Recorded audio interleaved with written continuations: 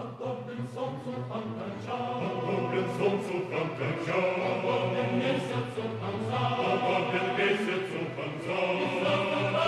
there, everybody. Hi, this is Yasha Yashevich. Welcome to another segment of Work in Progress, featuring your working progressive hosts, Jim Conley, Owen Charles, and Lynn Charles, behind the camera. Behind the camera. So today we're going to be talking about who's afraid of the big bad wolf, Russia and the internet. I went to Russia last year. I spent a month there. Why did I go? In part, I went because I wanted to see Russia. I took the, oh yes, can you see Russia on the world map? I can see here? Russia in back of me. I can see Russia. I'm having a hard time seeing anything but Russia back there. Am I like MSNBC? Russia. All I can see is Russia. Trump. That's Russia. all that exists. Okay, Russia. It's Resist. everywhere. It's everywhere. It's like a Mercator projection. You just expand Russia until nothing else is on the map. It's expanding. This is a It's heading this way. quasi Mercator here. It's a little overstated. I Yeah. can feel the hacktivists just reaching across the So parallel let's lines. see, Russia. If you go to Russia, which I recommend for everyone to go to Russia, why? Nice people.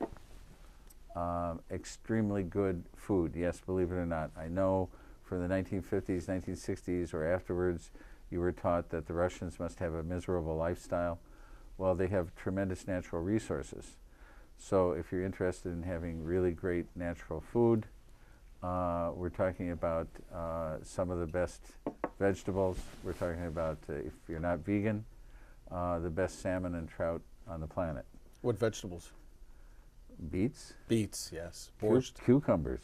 Oh, yeah. Onions. Actually, quite a variety. Lots of carrots and so on. Okay, it's a cold country, so the vegetables aren't as varied as they are in North America. But no, you'll eat well, okay, and people take care of you. But here was the first thing that I noticed that was amazing. It's less of a security state. It's less of a surveillance state than the United States or Britain. What? Yes, really. There's nobody. You go in as an American to Russia, and no one is watching you. No one is watching you, okay? You're not going to see very many closed-circuit cameras. It's just not there, okay? Wow. They look at you a little funny because they still don't have that many U.S. tourists and so on, but it's like, you know, does that mean, oh, let's follow them? No, they're not going to follow you. What about the KGB? Aren't they watching you? Well, they don't exist anymore. They got named something else, like the GBK or something. Oh, really? Do you know what I'm saying? Yeah. You know. So, do they have secret police? Of course they have secret police. There's secret police all over the world. Okay. Are they monitoring you as an American because you went over there? What's the point? But isn't that because they're spending all their time hacking into our election system? That's got to be it. And reading Hillary's emails? They did that, didn't they? Along with God knows who else. Okay. Oh, yeah. Along with, you know, everybody else in the world. So let's see, the idea that somehow or other the Russians are responsible for what happened in the chaotic 2016 election. Let's see, how gullible would a person have to be to really believe that Russia changed the course of the 2016 election?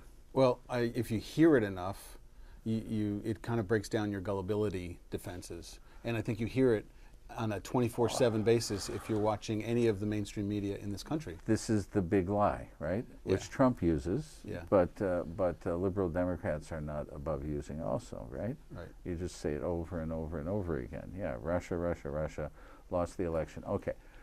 Basic fact that Owen and I and Lynn, that we dare anyone to contradict.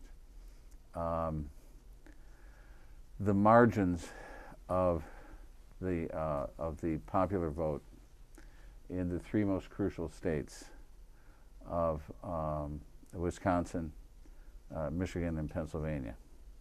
The margins of people who are actually turned away in outright voter suppression were larger than Trump's margins of victory. This is something that someone that we pay attention to, and we hope more people pay attention to, Greg Palast, has pointed out again and again and again. The major thing that was going on in the 2016 election was an intensified form of the same Republican-oriented voter suppression that has been taking place at least in every election since 2000. Okay, and it took place in the 3 states that I just mentioned with a vengeance.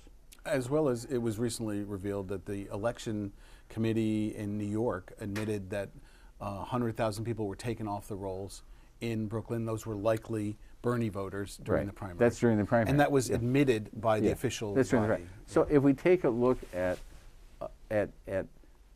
demonstrable voter suppression, okay, we can actually talk about the numbers of people who were not allowed to vote either in the primary or in the general election in 2016. This is hardcore data. This is hardcore evidence of who it is who's manipulating the election. Who manipulated the Democratic primary? Well, obviously the Democratic National Committee and the Hillary Clinton campaign, insofar as there was any distinguishable difference between them at all. Right. Okay, and there wasn't too much. And that's been acknowledged more recently by Donna Brazile and other people. Right. We're So basically the same people. Pointing the finger at the bad actor of Russia and Putin and hacktivists is a way of taking the light away from who are really the bad actors. The corporate media, one of the worst, scoundrels in this by focusing only on what they wanted us to see. But then also the DNC, and then the party apparatus. Russian television. Russian television. Let's see. It's funded by Russia. Okay. And so, what do the Russians do? Oh, well, they want to subvert the power of the American oligarchy. Huh.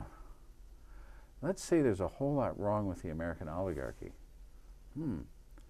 Presenting the truth that the American oligarchy doesn't want to have presented. Now, they wouldn't want truth like that presented about them, okay? I mean, who knows? Maybe that actually gets presented as part of the American propaganda. But the idea that that a state that is a rival in a great power contest, that their propaganda might actually spread a light of truth on the events that are happening in that society, because the truth, if you're talking about a society that is different than yours and at quite a distance from yours and in rivalry with yours, the truth might actually be your strongest weapon, okay, in reducing the power of the opponent oligarchy. And when what you see on our airwaves is controlled by 6 major corporations that are owned by billionaires, the only outlets that you have for any true dissent are those that are not owned by them, such as BBC, or Al Jazeera. A government-controlled network. Yeah, government-controlled BBC or Al Jazeera or Telesur or Russia Today. Are we sure that the offer Queen some of the best England dissent did not actually change the outcome of the, or could have been the Sheikh of Qatar, right? Yeah. They could have changed the or, outcome of what the about the election. Canadians, the CBC? It wasn't favorable to Trump, though, was it? No, not at all. Probably not. So, yeah. Is Trump controlled by Putin? Let's think about that for a minute. Okay.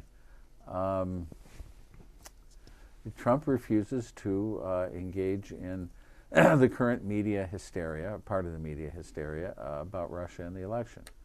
The obvious reason is that he won the election, so if there was any Russian intervention, it would have been in his favor, not against him. Trump and his business interests do appear to be partially in debt to Russian oligarchic interests. They're also deeply in debt to banks that have vast amounts of European investment, vast amounts of Chinese investment.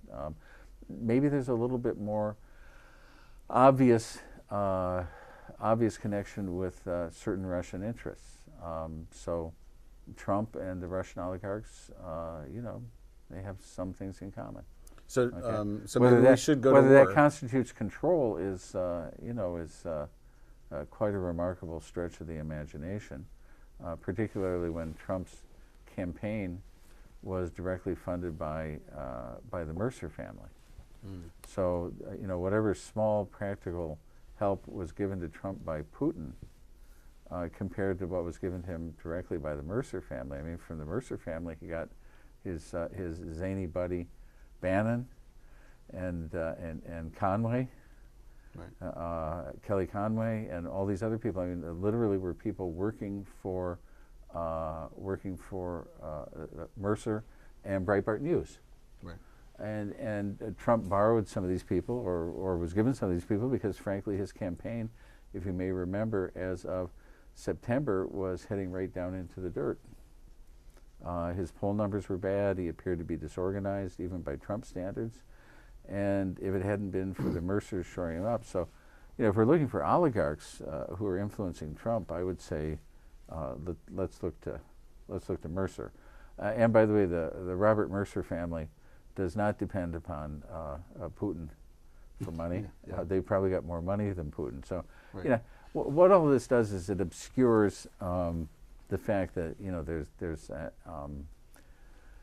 increasing levels of control over this entity here called the world by international oligarchic forces, and the international oligarchs all have more in common with each other than they have with the people of the planet. The Russian oligarchs have a lot in common with American oligarchs, have a lot in common with Chinese oligarchs and oligarchs from India and oligarchs from Europe and all over the place.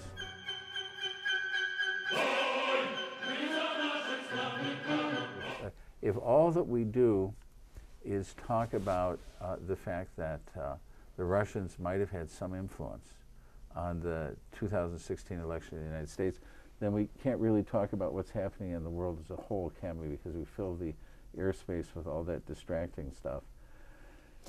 But so you're saying, while Russia is a bad actor at times, they are such a small drop in the influence of American elections compared to the other corrupting factors. Oh, that's exactly it. As one person said, you know, if you're looking for a metaphor for the Russian effect on the 2016 election, don't look at the idea of throwing gasoline on the fire. Look at the idea of spitting into a hurricane. Okay, there was some amount of thought and influence and so on put into it in an effort to manipulate things. It was very, very tiny. I mean, it's like a small part of 1% of all of the money spent by various oligarchic concerns in order to influence the election. Right. So right. The idea of focusing only on it in a monomaniacal way, this is clearly a shell game. Right, right. You know, there's a lot of key factors, but I think you know, corporate media ownership being one of them that we need to resist. The other thing that we need to resist, instead of resisting the Russian influence of elections or Trump's taxes or Korea or whatever else, is we need to resist corporate control of our elections. If we in fact are concerned about democracy in America, then we have to be concerned with the fact that we have a bribeocracy. We do not any longer have a democracy. And I would hearken back over 100 years, 110 years, to a good Republican who said in 1906 to Congress, "I again recommend a law prohibiting all corporations from contributing to the campaign expenses of any party. Such a bill has already passed one house of Congress. Let individuals contribute as they desire, but, well, with restrictions would be good, but let us prohibit in effective fashion all corporations from making contributions for any political purpose, directly or indirectly." And that law was passed as the Tillman Act in 1907. And so obviously you would know that that's President Teddy Roosevelt. The earlier Roosevelt. And Yes. interestingly enough, you notice that it's at a time period when corporations actually had more money than individuals. At the present time, of course, corporations, to a very large extent, are actually simply fronts for extremely rich individuals and families. Right, right. The accumulation of money in actual private individual hands has accelerated so much in the last century that it's just, it is a transformation of the socio-political system to a remarkable extent. We're not talking about control of the United States by corporations so much anymore. We could sensibly have been talking about that, let's say during C. Wright Mills' time period. You remember dear old C. Wright Mills? The sociologist. Sociologist and political critic and so on, wrote a number of excellent books, among them The Power Elite, and he basically talked about the country as essentially having become corporatist. Well, we're not in a corporatist state anymore. We're in an oligarchic state. We're in a state where the real social control comes from a very small number of ultra-rich families. And, by the way, if you haven't read it, we decided we're going to do a few book reviews here. If you haven't read it, The History of the Rise of the New American Oligarchy is described in a remarkable book. I'm not promising you that it's easy to read. It's a slow read. It's going to require attention. But Jane Mayer's book literally gives you chapter and verse, dates, names. What Mayer's book demonstrates is that beginning in the 1970s, the oligarchic families took the gloves off. They decided they weren't going to play nice. You remember The Powell Memorandum. The Powell Memorandum she describes as a clarion call. It's not just the Powell Memorandum, it's the fact that Powell became the chairperson for a series of meetings by all of the ultra-rich people. And they decided to start to use their family and their foundation power to transform American society by moving it drastically to the right. Right. The fundamental principle, and this is what you have to understand has happened since 1971, 1972, is that the federal government has been, and by extension government at the state and local level, the federal government has been transformed from being a counterweight to the corporations and the very wealthy, doing things that benefit the population as a whole. The government was systematically, by way of the actions of these oligarchic families, the federal government was systematically captured and transformed into a mechanism to transfer money from the poor to the rich. Right. Which is the function of the federal government at the present time, and which is what's going on with the so-called tax reform. With the tax reform bill of, December 2017 but up to the present. This book describes the history of that system. Yeah. And what about Svetlana Alexievich? Well, let's go back to Russia. Okay, why don't you tell us a little bit about what Svetlana has to tell us about Russia? I mean, the Nobel Committee recognized her for the Literature Award. She's the first person to win for nonfiction since Churchill. So it's been quite a while, and they also acknowledge, now the Nobel Committee gets things wrong sometimes. They acknowledge war criminals as peace winners. For example, Henry Kissinger. But they acknowledge that she really essentially developed a new form of literature, which is this kind of grassroots, individual voice compiled, I forget there's a better name for it, but the compilation of individual voices in short snips from communism through perestroika to the current kind of crony capitalism, and all of the different perspectives within that. In certain respects, it can be compared to the literary style and the literary techniques of one of the great geniuses of American social radical literature. There are parts of her works which are comparable to W.E.B. Du Bois's works. Du Bois used the interview, used the individual case as one of his, for instance, in The Souls of Black Folk, used these kinds of techniques in order to get down to the depth. Tell them the essence of what it is that Svetlana Alexievich is talking about. Oh, it's hard to say, but you see from party or apparatchiks to people who are against the party to just many individuals, the suffering that has happened through the period of the early 1990s through to the present. Some of them long for the old communist system, even though it was oppressive. Others are glad to be free of that. But throughout, there's just been this awful suffering as they've moved through one form of corruption to a new and almost worse form of corruption. And it's corrupt crony capitalism that is rampant there. And this brings us to the topic that we have today, is that Russia is an example, I think, of where we are headed. You know, we're headed. Well, I think they're both. I think we have. These are bookends, right? Okay, the rise of oligarchy in the United States, and the miserable effect it has, the destruction of social benefits, the destruction of any sense of community. Very, very similar events. I mean, an oligarchy that feeds on the privatization and destruction of what had previously been a social commonwealth. Right, right. These are the same things. Rise of oligarchy, destruction of social benefits, increasing despair among the people. Same thing. Right. North America, Russia. Same thing. In our dispossessed democracy here, we no longer have center, left, right parties that are people-oriented, like the voices of Teddy Roosevelt or Franklin Roosevelt, who spoke for the Democratic Party and the Republican Party. We no longer have voices that say we need to get corporations out of our government control, or that we need to have mass employment programs from the government to represent the needs of people. We have these voices that are just far right and right, that express the voice of corporations, and that's why I think we have a dispossessed very wealthy democracy. individuals. Yeah, very wealthy individuals. very wealthy individuals, and so you've got the Democratic Party on the right, right, and people may dispute that, but despite small window dressing here and there, the Democratic Party is largely owned by large corporate donors. They are addicted to it, and they are very wealthy individuals. Very wealthy individuals. And then you've got the far right of the an Republicans. example of very wealthy individuals. Yeah.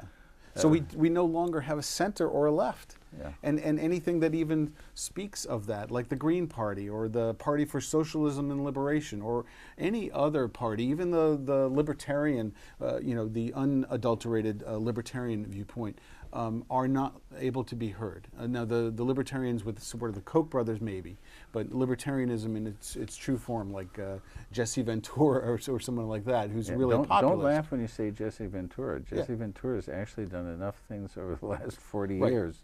I'm laughing a little bit too, but he's done enough over the last 40 years to get people's respect. He's done a lot, and he happens to be on RT.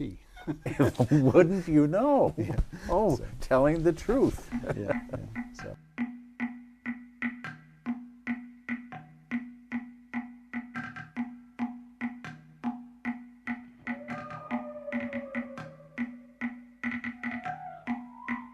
Let me just say something about Hillary Clinton, because the primary beneficiary of the idea that the big bad wolf of Russia stole the election from Hillary Clinton is to take away any kind of attention to the fact that Hillary Clinton subverted a real populist campaign in the form of the Bernie Sanders campaign, essentially laid hold of the Democratic nomination as if it were her right by way of private fiefdom, and then proceeded to run a badly organized campaign that managed somehow or other to insult vast numbers of people. All she needed to do was use the term deplorable, and then it got picked up and used by the Trump forces and so on. But why was that term so effective? The term was effective because neoliberal intellectuals and the even larger number of neoliberal pseudo-intellectuals look upon their fellow countrymen and fellow countrywomen who might not be Democrats or Hillary supporters with contempt. With contempt. And these people feel that contempt. Yeah. Okay? So the term deplorable was just a gift to the other side. Right. Okay? If we look upon people who ended up voting for Donald Trump because they thought that he spoke to them more directly than Hillary Clinton and so on, we're really missing the boat very badly, because number one, we're treating these people as if they are irredeemably stupid and cannot be brought around. Well, if you can't bring around your average Trump voter, then you have effectively despaired about any kind of serious social reformation or revolution in this country. Right. If your only choice is between Donald Trump and status quo neoliberalism, or between Brexit and status quo neoliberalism, or Marine Le Pen and status quo neoliberalism, That's going to lose every time. We're going to end up with worse and worse governments. So we need a true left. We need a true opposition. I don't even like to call it left, because I think people from both sides of progressive, you can call it anything that you want, but what it basically represents is the use of governmental power in order to rebalance the at present terrible imbalance between the oligarchy and the bulk of the population.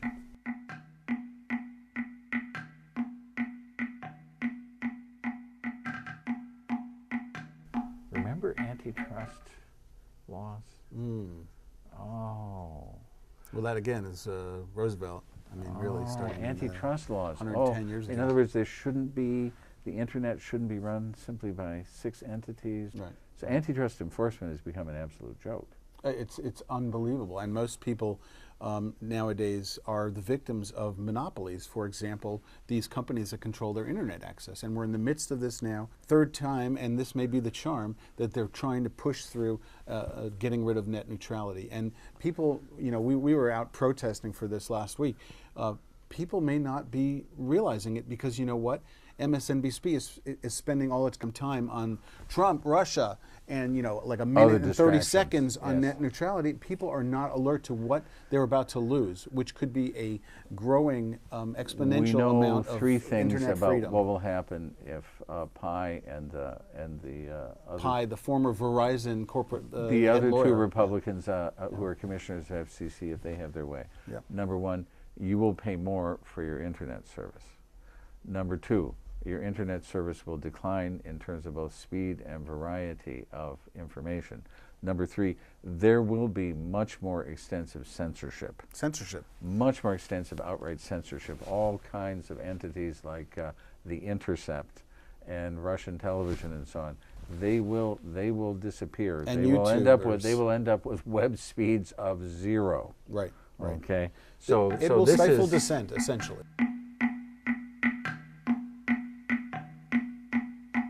I want to get back to Hillary Clinton and explain this to all of the Hillary Clinton supporters out there, who include, and just as there are lots of Trump supporters out there who are decent folks who are just misguided, you Hillary Clinton supporters are extremely misguided people too. You're totally misguided. Please explain to me how a man and a woman, that is Clinton and Clinton, Bill Clinton and Hillary Clinton, please explain to me how, starting out with nothing, okay, I mean, Hillary's family had a small amount of money. Bill's family had literally nothing. They attend good schools. They come out. They become political operatives and so on. Here are these two people, and they worked hard in politics, but all the jobs they held were in politics. Now, how did they end up with $300 million in personal wealth and foundation interests worth well in excess of $1 billion? If the only jobs that you've had have been jobs like President of the United States, which has a salary of what, $200,000 or something, plus a nice expense account, how do you go from that to $300 million in personal wealth and foundational control of well over $1 billion? They are the junior partners of the big donors. Right. But so you can't expect them to oppose their interests because they are big donors. But there's also a track record to speak of Hillary in office in the Senate, in Secretary of State, and Bill as president. And I don't think it's just about, you know, Bernie bros attacking Hillary. Yes, I mean, you have to recognize that there's been outrageous, ridiculous, sexist attacking of Hillary over many years, and conspiracy theories and all kinds of crap. She has a track record of fracking, of supporting fracking around the world, of supporting war and expansion of our military exercises throughout the world, of you know, the crime bill of 1994. And so I go back, it's not about Hillary. I really don't want to attack Hillary. It's about neoliberal leadership of the Democratic establishment. I do want to attack Hillary. Okay, she's just one small part of it. But go back. She's a bad oligarch and she's worth attacking. But yes, if we go back to the 80s, you know, I pretty much came of age during the Reagan-Bush administration. The only president I knew, the presidencies I knew, you know, for 12 years was Reagan and Bush, this awful period of time in the 80s. And we used to say, those of us young people who were kind of yippee-esque, The 90s will make the 60s look like the 50s. In other words, I think I've got that part, yes. you got that? So the And 80s were so didn't right-wing. happen. The 80s were so oppressively, turning around the social welfare net. But when the 90s came about, and when Bill Clinton and the Democratic Leadership Council took over, we all kind of went to sleep. And I say that myself. I went to sleep essentially not realizing what the hell was going on in my name. And I was a big Clinton supporter because, for many reasons, he was cool and he was a counterbalance to what was going on in the 80s. And it's like, oh, okay, all of a sudden, ketchup is no longer a vegetable.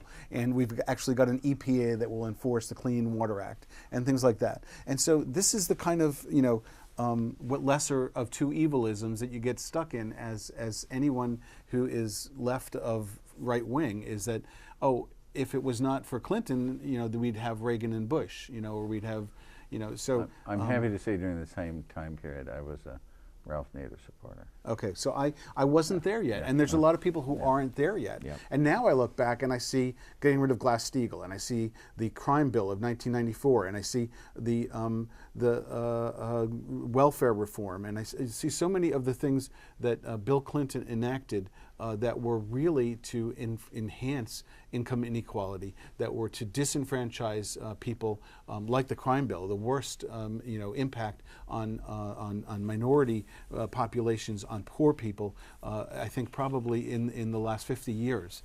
And Hillary is still defending that. And when you think about what happened in the 90s, you look at what happened under Obama and how we all went to sleep under Obama, because Obama was after 8 years of awful George W. Bush. And a lot of Republicans, some that I know, became Democrats after that. But the thing is, the Obama years were, pivoted around rescuing Wall Street and not prosecuting Wall Street and not rescuing the rest of the country.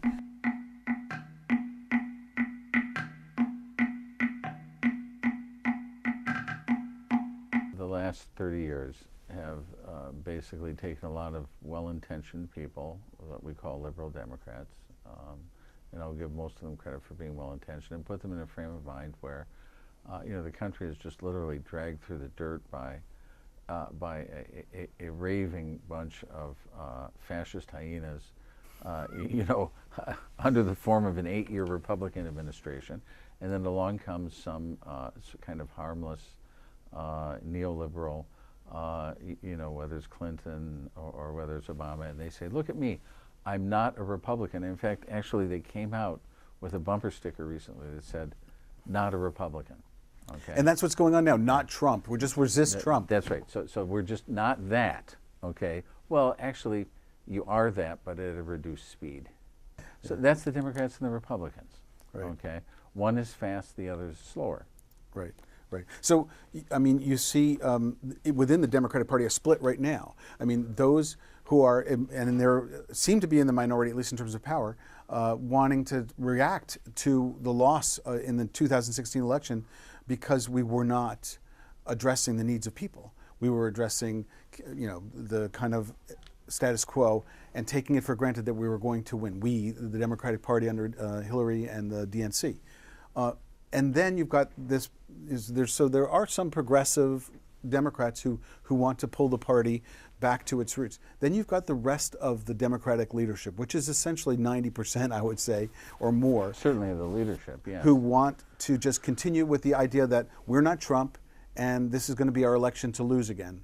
The fact is that 73%, I think it is now, of millennials want to see a third party. They are in support of socialist parties, and they are in support of the fact that Republicans and Democrats no longer represent the interests of people. I mean, they actually have been polled recently. This was in November of 2017, I believe. And we don't have to call it socialism if the term actually gets in the way. It's a very good term. I have to call myself a socialist, but if people have the basic idea that the government should be working for the people, not for the 1%, That embodies the essence of what is most positive about socialism. So takeaway is, yes, 2018 is a pivotal election, and it's one that we have within our sights to win because of Trump and because of the horrible direction of this country.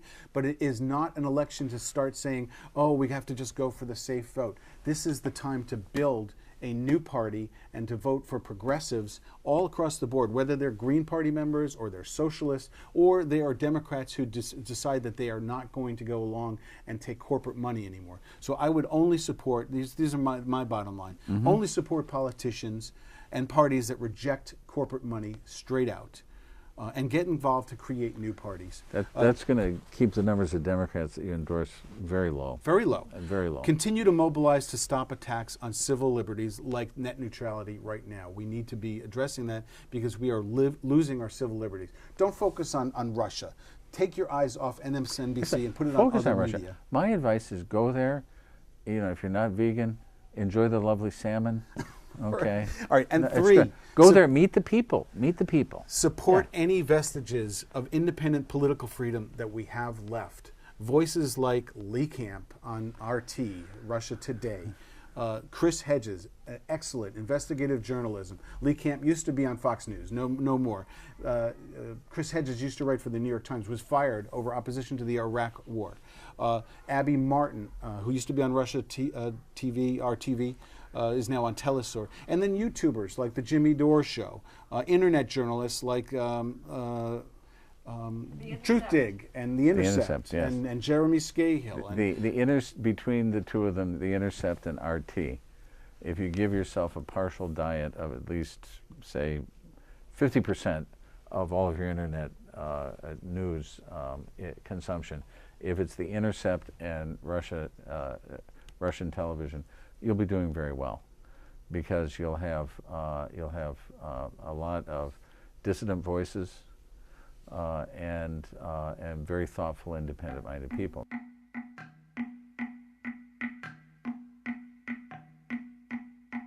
Let's just say a few more things about the Democrats.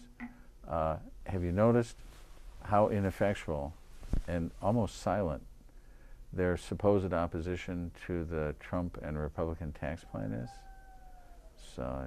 Bernie is out there fighting it, but you don't hear anything. Yeah. Do you know why?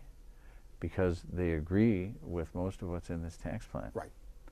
Number one, Mr. Schumer has been trumpeting the idea of drastic reduction of corporate tax rates and special exemptions for so-called repatriation of overseas funds. He has been one of the major proponents for that as the senior senator from New York State. He's been one of the principal proponents of that for 20 years. Now, what is repatriation of overseas funds? Repatriation of overseas funds is the fact that the United States government does not enforce, as almost every other government in the world would, including Russia, including Ireland, including England, including France. If you have a business that is based in your country, and that business is parking huge amounts of its profits overseas and not bringing them home for tax purposes, well, that's called tax fraud, and you put people in prison for that, and you make arrangements with the overseas governments to seize those funds. Yeah. But the United States stopped doing that about 30 or 40 years ago and allows corporations pretty much any time that they want to simply park their profits overseas. Right. So Schumer and Trump and all of the big oligarchic politicians, Democratic and Republican, agree that we should have a one-time amnesty. Well, actually, it won't be a one-time amnesty because we already did it, I believe, in twice 2007. Before. Yes, it's already been done, and what happens is some money gets moved back in at very low rates. Well, no, this doesn't solve the problem. It's rewarding. Right. It's rewarding the parking of vast amounts of tax funds overseas.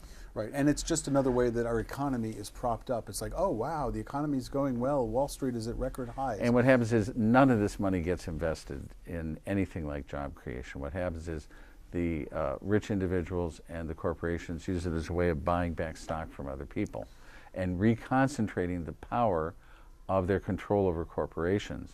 A large part of what's wrong with the U.S. economy in comparison with certain other economies that are still technically capitalist is the fact that the concentration of wealth in small numbers of families and the concentration of wealth in the corporate officers of American corporations is much greater than it is anyplace else. John Kenneth Galbraith wrote a remarkable book about 30 years ago called The New Industrial State, in which he argued that corporations had ceased having any aspect of stockholder responsibility and effectively were becoming oligarchic mechanisms of the officers of the corporations. Those officers of the corporations have reinfused the American oligarchy of very wealthy families. So you had old wealthy families reinfused by these corporate officers, and it's the combination of those two that make the new overpowering oligarchy that Jane Mayer and other people are talking about. Right. Well, the Democrats don't oppose that in any real sense.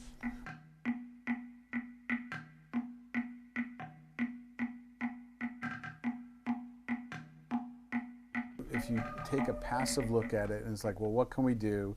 The Democrats and the Republicans are in control of our economy. They're in control of our politics. The idea is don't give up.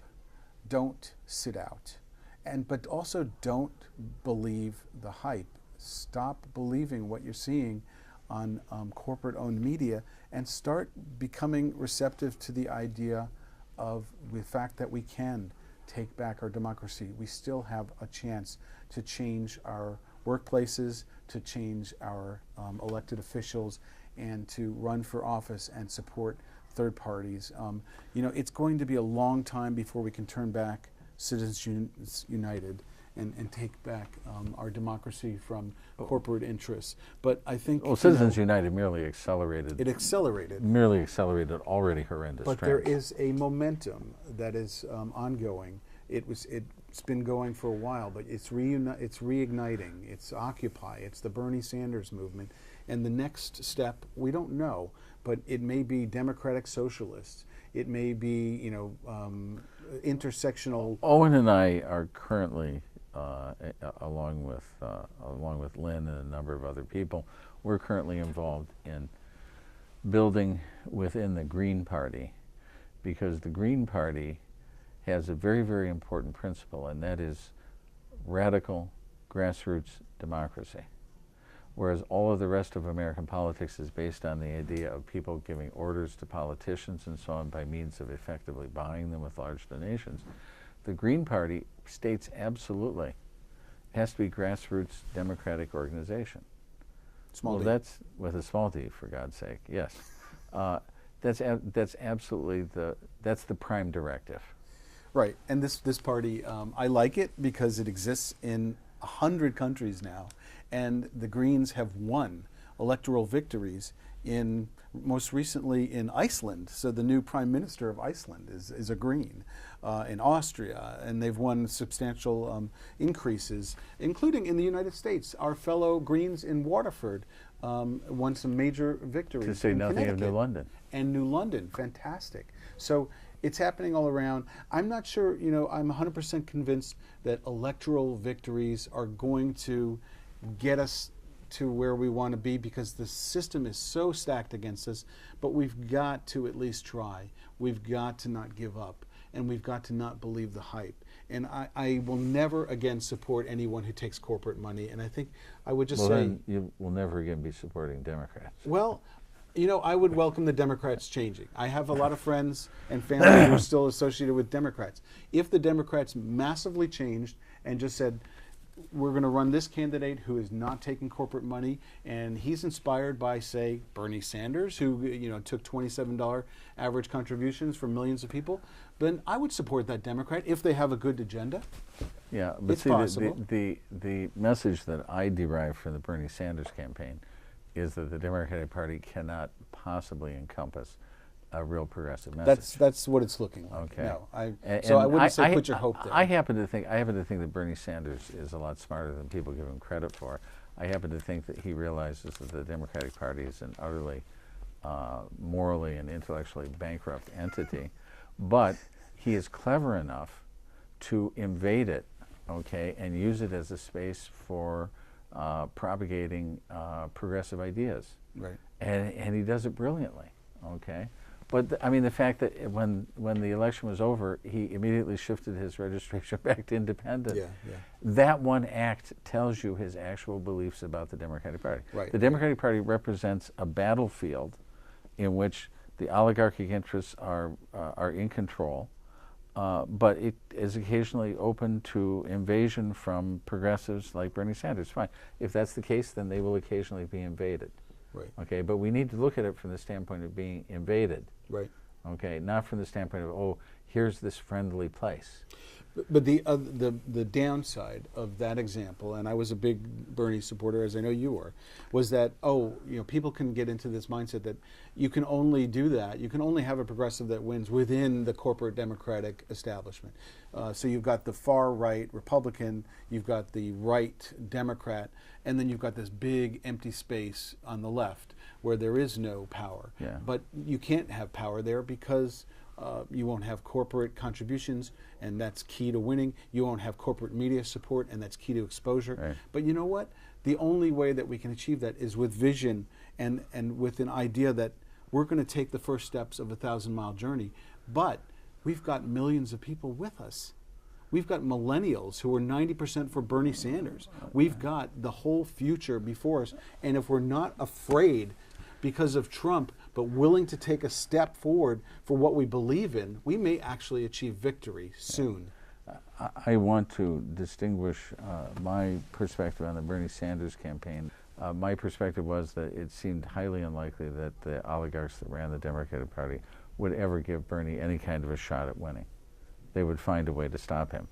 But that the effort of having a major party campaign that was focused on the kinds of issues that Senator Sanders focused on, that this was something that was a great way of getting the word out.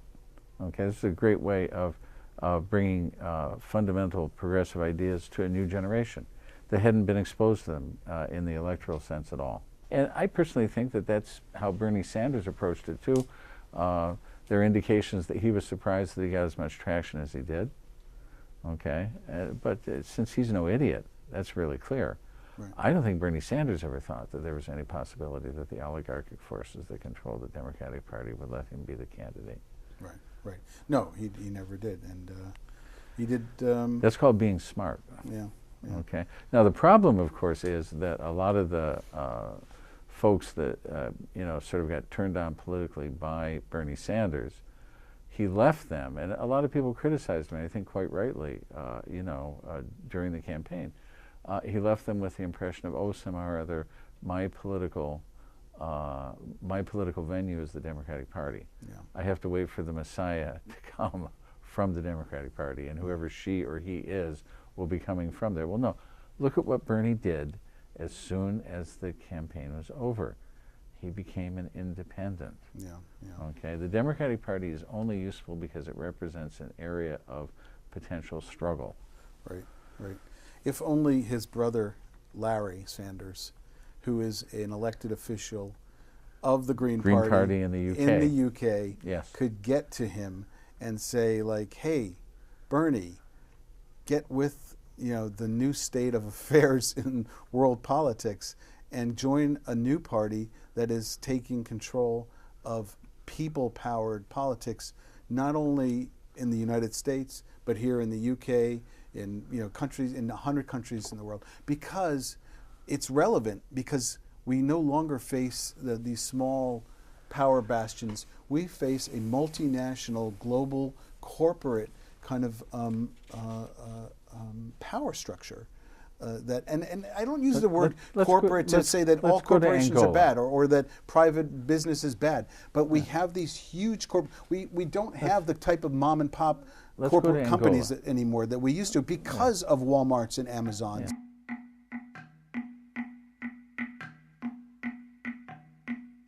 Well, I mean, that's, again, where we're headed. In the wealthiest country in the world, 50% of our people are in poverty. So here on the shoreline of Connecticut, yeah, maybe you live in a nice house, and maybe you'd like to see your taxes lowered, and maybe you'd like to see more income come to you, and you don't have to pay for capital profits when your stocks are going up because of the current bubble. But you know what? that's the wrong direction. Even if you like being wealthy, even if you like the comforts, when you head to a state of affairs where there's such gross income inequality, the only representation of change will be violent reaction, whether it's an increase in crime or that we're seeing. It's an increase in dysfunction. It's if you take the view that greed is good and only for me and not for others, then you put yourself into this gated community type of mindset where you're going to end up losing because someone who is struggling or is hurting is going to take your life, or someone who is struggling and hurting is going to vote for idiots like Trump, or or idiots like Clinton. You put yourself into this alienated, lonely world of gated communities where you no longer have any kind of ethical or spiritual connection to your brother, so to say, and you are your brother's keeper. And there are major religions that speak to the evil of taking away from the poor and the evil of taking away from your neighbor. I mean, these are commandments. These are the words of Jesus. These are things that people who are, sitting on a pile of wealth who think, well, I will only vote for somebody who supports my right to get more wealth. You are wrong, and you are spiritually void, and you're going to suffer if you don't repent. I hate to sound like a preacher, but it's gotten to Owen, the point. I'm seeing a whole new side It's gotten to the point that I don't know whether to like it or not, but it's different. We're such a divide.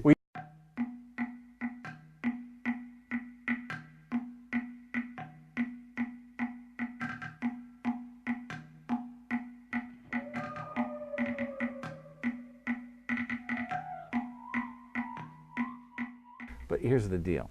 You might be in the 1%, or you might be in the 2 or the 3rd or even the the 5th 10%. or the 10%, and you're still doing okay.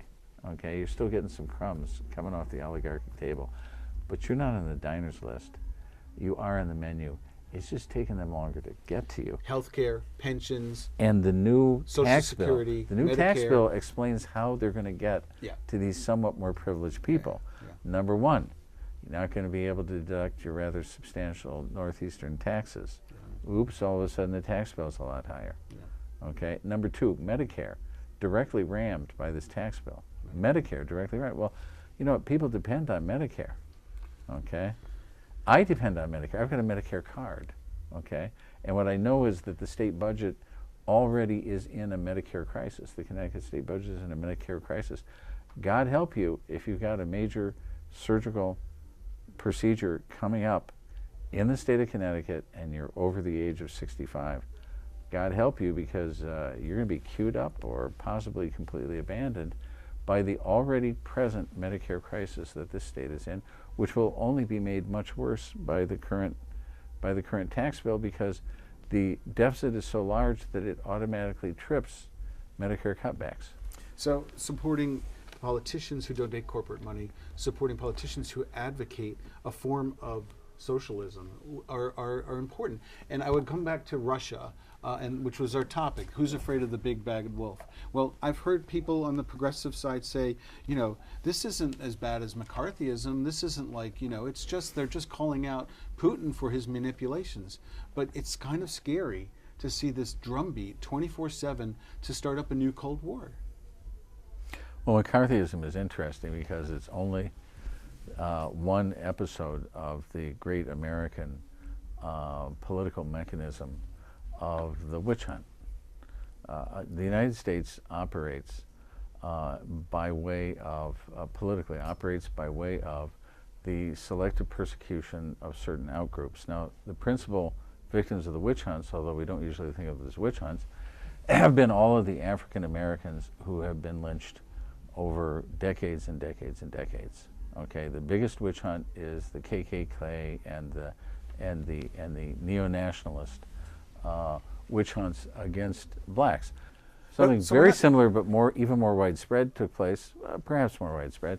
The infiltration of radical groups in the late 1960s, 1970s, COINTELPRO. COINTELPRO deserves to be mentioned in exactly the same breath with the Red Hunt. Of course, the biggest Red Hunt of them all was in the aftermath of World War I. So you seem to be The agreeing Red Scare. that this is not important, what's going on with this trumpeting of Russia, Trump, Putin, our elections, blah, blah, blah, diverting, everyone on the center left who would otherwise maybe be spending their time on important issues like how do we take back our democracy. You seem to be saying that this isn't such a big deal compared to well, COINTELPRO. let me put it this way. Russian influence in the American political system is clearly, it has to take a back seat to countries that we know have much more substantial influence in the American political system. I'm going to mention 3 countries that clearly have much greater influence in the American political system: China, Israel, and Saudi Arabia. Okay? And the more that we talk about the fact that the Russians may have spit in the wind in the 2016 election, the more we ignore things like the fact that there's genocide going on over there in that corner of the Arabian Peninsula, Yemen. There's genocide going on. Yeah. A collaboration between the United States and Saudi Arabia is literally destroying an entire people, the Yemeni people. Right. Okay? And the United States is uncritically backing the Saudis as they literally wear down and destroy by means of starvation, bombing, blockading, and so on, an entire population, an entire nation. So, and this goes on. So do you agree with me that this over-hype about Russia influencing our elections is just a bunch of bloody borscht? It's bloody borscht. The borscht in Russia was so good, the idea of blood, it just doesn't go with borscht for me. Okay, borscht is a great art form. Borscht is. It's a wonderful art form. Borscht can be some of the finest eating that you could possibly have. Okay. What I would it's a say red is, herring. what I would say is when Tom Friedman comes out and speaks absolute nonsense about the fact that the current crown prince's purge of the hierarchy in Saudi Arabia, that this is the Arab Spring finally coming to Saudi Arabia, demonstrates the extent to which Saudi power sectors have deeply infiltrated the thinking, decision-making, and every aspect of the American political system. The Saudis own you. They own you. They are some of the major owners of the American political system. Russian oligarchs, secondary folks. Just down the I line. would say the influence of Russia on American politics is niet. No, is nichevo. Nichevo. Nichevo. It's Como se dice in English? It doesn't really count. Who cares? Okay. It's not such a big deal. Yeah. Nichevo. Nichevo. Yep. This has been another edition of Work in Progress, brought to you by your Workin' Progressive hosts, James Connolly. Oh, I shouldn't have looked at this, right? Okay. Owen Charles. I'm sorry. And Lynn Charles.